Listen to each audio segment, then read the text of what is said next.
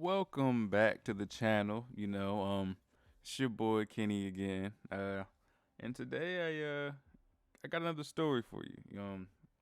This is another experience while I was a lifeguard at King's Dominion. Um, One thing I can definitely say that I enjoyed a lot of things about the job, but about being a lifeguard in particular is as a lifeguard, you almost felt like a celebrity there. We had like the latest start times. My friend who I carpooled with actually, he started I think at 8 o'clock in the morning, and our earliest shift began at 11 o'clock. Um, Mind you, we every week we had an in service where we had to be there at 8 in the morning to do or to keep every lifeguard up to par. Do training scenarios, just make sure everybody was still a okay, which I kind of feel bad. So if you've ever been to King's Dominion and off the early tip and you've ridden on the Dominator or the Flight of Fear and your seat may have been wet, I want to apologize for that. I knew too many ride workers who uh who would run the rides, so I would go to in service. Uh, we have our little training, our little practice, and like I said earlier, the shift doesn't start until 11 o'clock. So we're out there from the in service typically lasts like an hour, maybe an hour and a half. So that's 9:30, if I'm remembering correctly. But 9 and 9:30. So we had a few hours to blow. Typically we would go to like the cafe and you would see all the lifeguards there just eating their breakfast sandwich or eating our breakfast sandwiches and whatnot. But um, a few of the lifeguards and I would come up with the idea that hey, we finished in service, why don't we go ahead and ride some rides? I was a rookie then. I was year one, and you can tell by my black whistle.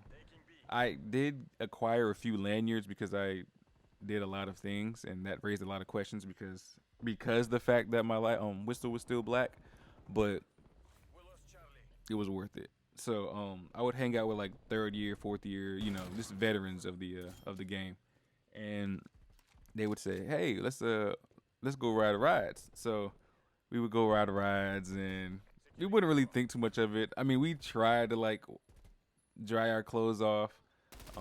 It would still be damp. It wouldn't be soaking wet. I wouldn't do anybody that badly. Like if I was dripping, I wouldn't go to ride a ride. I mean, so but yeah, that so if you ever got on one of those rides, as soon as they opened up or like near the early morning, I would like to sincerely apologize.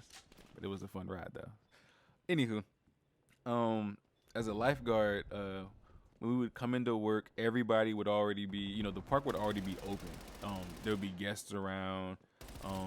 Everything's already going on. So when we come in, it's almost like, the park's already ready for us to come. Um, and just like any job, when you go to clock in, you gotta have like, well, the funny thing about this position was, when you walk through the park, either you're in full uniform or you're in no uniform at all. There's no like halving it. So you can't be walking around with like your lifeguard shorts and then a regular shirt on or vice versa. You just can't do that. So I would walk through the park on my backpack, and every lifeguard has like a not a utility belt, but almost like a waistbandy type ordeal. Um, and we'd have to, you take it home with you. But it's like this red utility belt that signifies this person is a lifeguard. And I had that hanging off I would always have it hanging off my backpack if I'm walking into the park. So I wasn't technically wearing it. So I would like get away with that. And you would walk through the park, everyone would see you. I always walked past oh my goodness, these two girls who did games. Oh my goodness, they were just gorgeous. Every morning I would walk by, they would say good morning, and I would go out my way during breaks just to walk that way, just to see them. But that's later on in the story. So, um, yeah, I enjoy walking down like this giant park. I'm gonna put it like I'll put like a map here just to kind of give a better visual of like how far this walk was. This was one of those walks that if your like shift starts at 11, you can't like walk into the park at 10:50 and expect to make it there in time.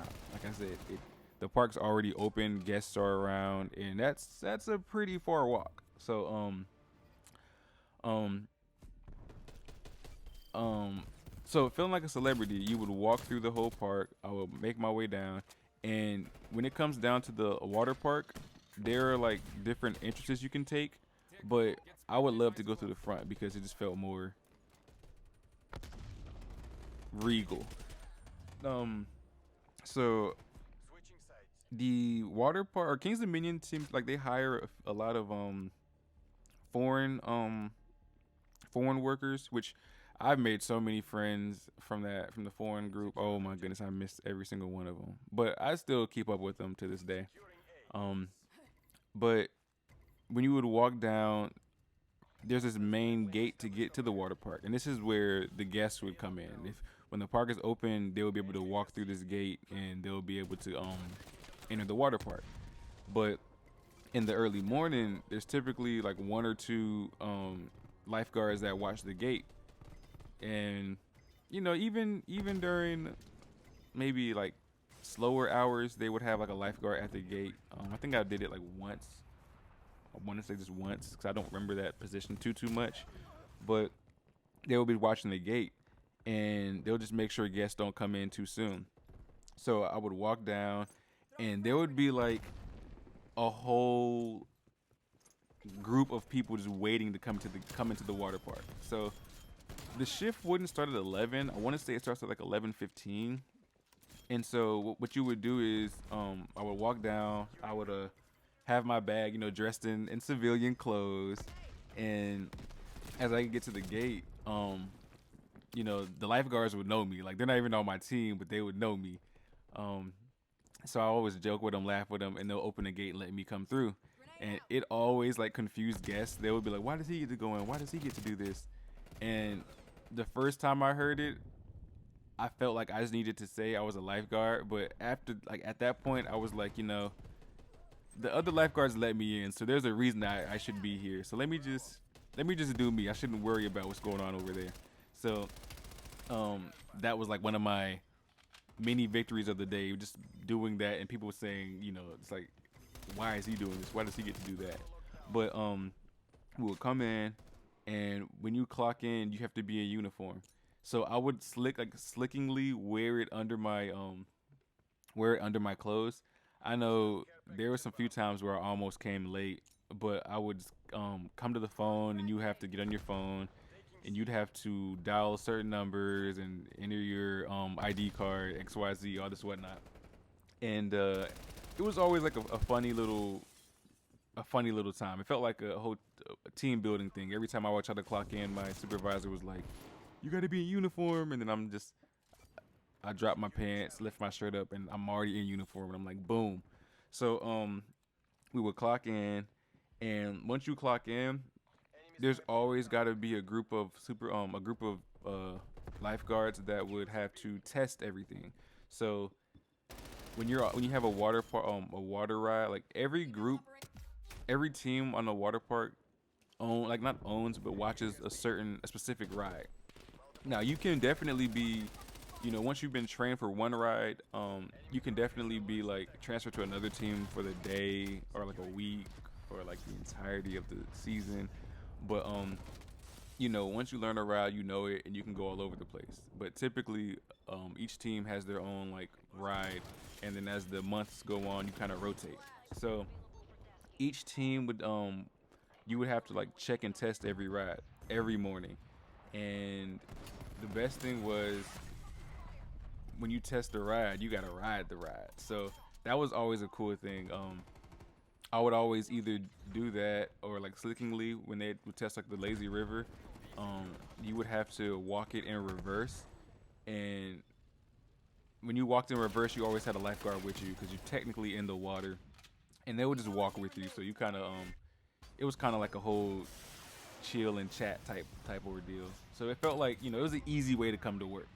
But after you did all of that, the water park would open up. Well, one day when we were, it's a long my apologies for that long introduction, but one day one day I came in and we tested everything and did what I had to do. Got my little morning reverse workout, and we're about to get ready for opening. So there's this little. It's not a real fence. It's like made out of like a net, kind of. So I found an image of like what the tornado ride looks like. This one isn't the one that's in Kings Dominion, but the main reason I picked it is because if you see in the bottom left corner right there, that little net thing, that's the type of fence that I'm trying to explain here. And I'm like 6'3", 6'4", and this net was probably up to a little lower than my waist. So I could like walk over this net. Well, actually, what people normally do is you walk around this net. And I mean, it's not that much of a walk, but like it's that much of a walk. You have to walk around and then open this like little gate thing and whatever. Or you could just like WWE that joint and walk over that dang thing. And that's what I did. Well, a select few could do that, and that's what I did. So I did that one morning, just as we were about to open. Everybody's in position. I'm getting in my position. I walk over this thing, and I hear like this noise, this sound, but it doesn't make sense. I look around, nothing like happened. So I was like, okay, this is cool. I'll just keep going on whatever I was doing. So I get in position, and what happens is when you're on the lazy river, each position, like I don't remember the numbers now, but like the first position where you start off is like 1, and then there's a seat that's right next to it, which is like I think the 7th or 8th, maybe 6th position. That's the last one. So it does like a full circuit. And what happens is the first person will walk down, tweet to the second one, second one will tweet to the third, fourth, fifth, and so forth. And so, my friend, he tweeted to me, and as I'm sitting here walking, getting my whole step ready, he tweets to me, and as he tweets to me, I start to feel like this draft, and it doesn't feel right because it's a sunny day, but something is like cold, and he's tweeting to me. I'm looking at him. He's looking at me. Look at him. Continuing to look at him, and I don't tweet back to him because I'm supposed to tweet back to confirm this and that. And so I do a double tweet to get my supervisor's attention because she's like on the other side. So he's looking at me, and I kind of yell what the problem is, but he couldn't hear me. So I showed him, and he laughed. And so I tweeted my supervisor, and she came up. She was like maybe 30 feet away. She's actually at the fence that I had to walk over, and she's looking at me, and she says, "What's wrong?" And I'm screaming, I'm yelling, "I ripped my pants!" And she says, "Huh?" I said, "I ripped my pants," and she just can't hear me. So I take this deep breath because I already know how she's about to be, and as the saying goes, I turn the cheek, and when I did that, she saw it. And she busted out laughing. So we're ready to open up. In my mind, I'm like, we're ready to open up. It's been a good start of the day. And I'm sitting here with like busted pants. Now, this rip is on the back side of me. And it's basically from the waistband all the way down to like, I think I might still have the shorts. Actually, I don't know. I might still have them at my dad's or something, but it's just on the back, and the back was blown out. Like no pun intended. But the back was blown out, and luckily for me, like I said, I carry my backpack to work, so I have my spare pair. I go and she's like, she says, do you have a spare pair, like whatnot? Because I could have went up to, I think it was HR. I could have went up there and got another pair, but it's a long walk. We were literally just in the process of opening, and I'm holding up this whole process right now because I am the weakest link. And so I said, no, it's cool. I have my spare pair in my bag. So I go grab my spare pair. I change right there, which was already a problem, but the job needed to be done. So I changed my pair. I changed my pants, and this is like 11:30, like right before we open up, or 11:45, or whatever the time was. So we open up. I'm there just laughing about it throughout the day. My supervisor's laughing about it, and my man's, I want to say his name was Sergey, but I don't remember exactly. But he was laughing about it because I was just like, I can't believe this happened. So my supervisor and I kind of came to the deal that during break I will go get my another pair of shorts from HR as I've now used my spare here. So we're working the tornado, and the tornado is like the ride that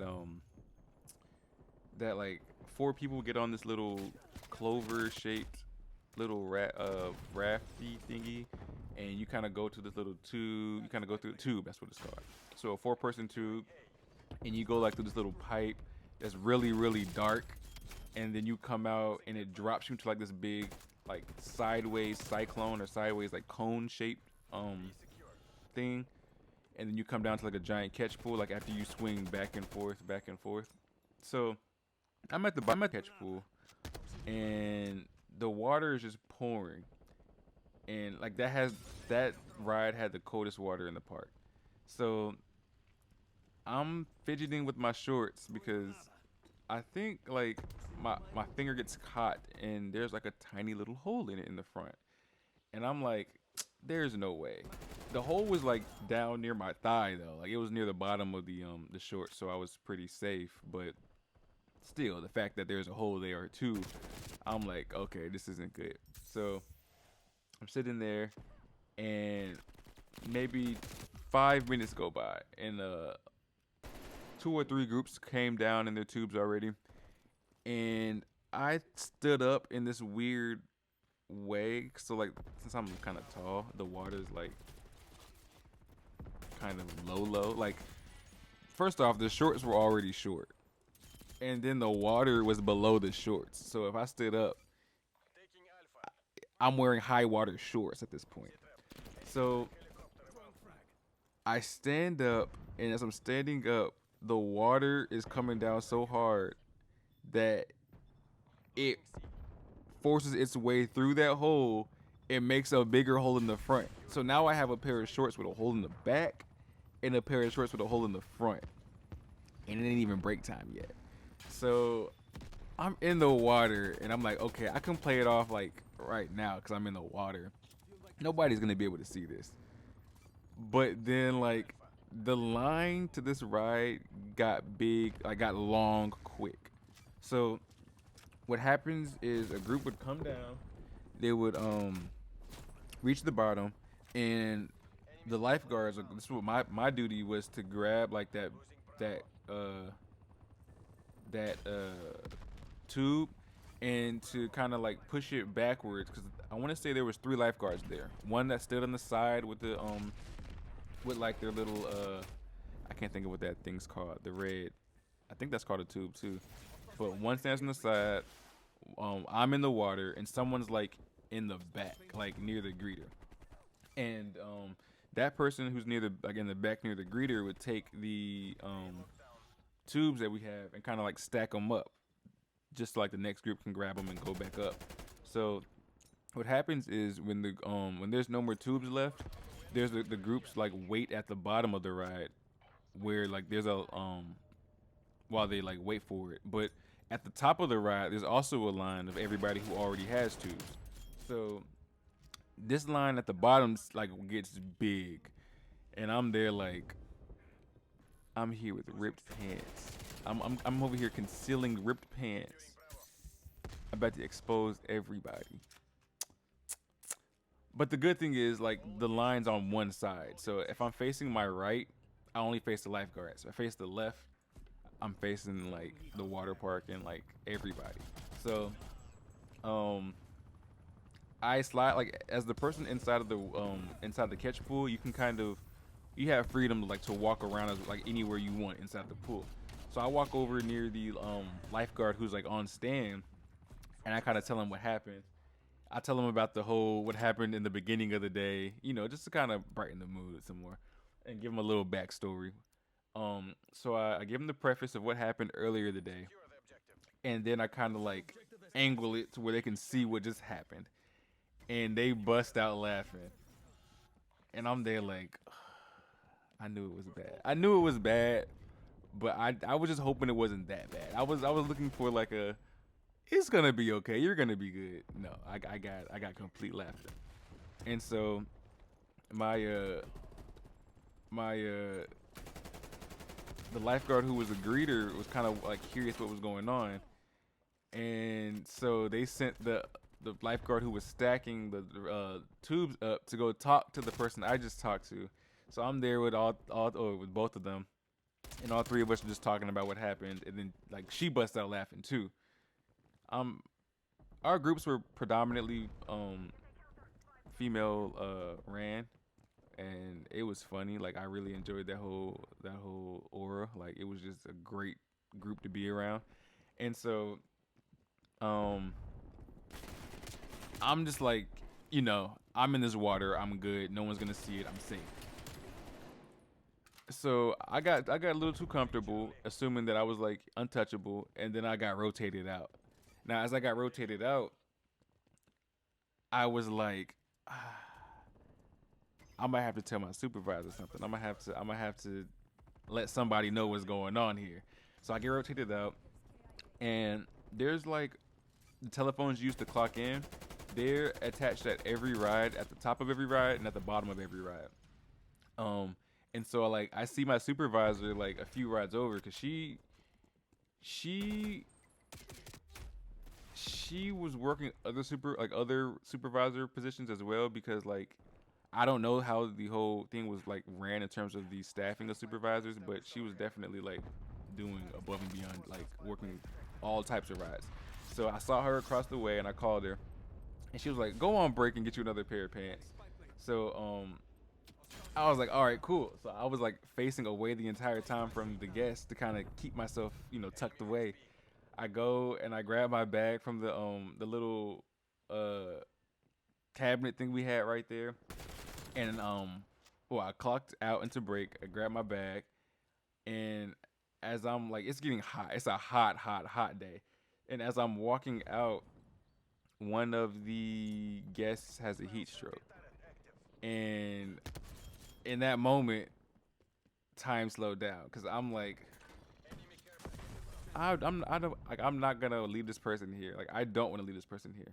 I'm not going to leave this person here. But I don't want to expose myself to all these people. And I'm just like, what kind of day is today? Like, it wasn't a payday. It wasn't like I wasn't off the next day. It was just like the middle of the week, and I was like, this was when Virginia decided to get like 100 degrees. I think we were like 108, 107 that day. But but I sat there and internally I said, "Okay, God, okay, God." I just took it. I said, "Okay." So I put my bag down, and my friend Tia was already over there. Um, but I was like, I wasn't gonna leave it all on her, and I wasn't about to just like, I have to walk by the guests to go on break. So it's like, even if I were to decide to go on break, I'd have to like step over what's going on to then go. And I have the height to do that, but I'm not. I'm not. Nah, it's not me. So we end up taking care of her. Everything's fine, and I go on break. Well, when you clock out on break, the little automated voice tells you what time it is and what time you need to be back. So I talk to my supervisor. I find her quick. Like I hawk her down. I don't even care about exposing anybody at this point. sorry, but not sorry. I'm letting you know I'm taking my break. So I found her. I was like, hey, this just happened. I clocked out, and then this just happened. Like, so when I'm gone for X amount of time, I was not like ducking or ditching. It was just this had happened. So I make it up there. I go my normal route, like I said, to see my games operators. You know, oh my goodness, I would. Maybe one day we'll link back up. Maybe one day, but I see them and they ask me why I'm walking a little funny, and I kind of like, I kind of open it in a way that shows thigh, not the inside. And so they kind of like laugh, at this point I'm just using it as a joke. I'm using it to like brighten everybody's day. I get to the spot, and they're like, "How can we help you?" And I was like, "Yeah." So I tell them the whole story, and I show them the shorts. Um, and she laughs as well. I'm running into a lot of females this day, and I get my new pair, and I'm telling you, like, this is one of those times, like, I've never been more happier in my life to get a pair of short shorts. Like, I was ready to put these short shorts on. What made me madder were these short shorts were like shorter than my original short shorts, so now I got a wedgie basically. But yeah, like all this stuff happened, and I thought I was just going to work. I thought it was gonna be like a regular day. I thought it was gonna be good, and I'm in that joint with ripped shorts, having to decide whether or not to go on break or take care of our guests. Guests would always get taken care of. Like that was a given. Like that, I wasn't contemplating if I was gonna do it. I was contemplating how I was gonna do it and not expose myself. But yeah, that was a time where at King's Dominion, I ripped my shorts. So after going and getting my shorts and getting that image for you guys, I realized that I bought a yearbook while I was a lifeguard. I want to say it was like $60, 40, 60. It was around that ballpark. But I found the receipt for that, but I never got the yearbook. Like, I went out my way to get the picture taken while I was on stand, and I never got the yearbook. And it's opening a already shut wound that already healed like forever ago, but I feel finessed. So yeah, I just had to update it and put that in there. If you like the story, definitely leave a like, a comment. Any constructive criticism or criticism at all. I'll take my time to read it all.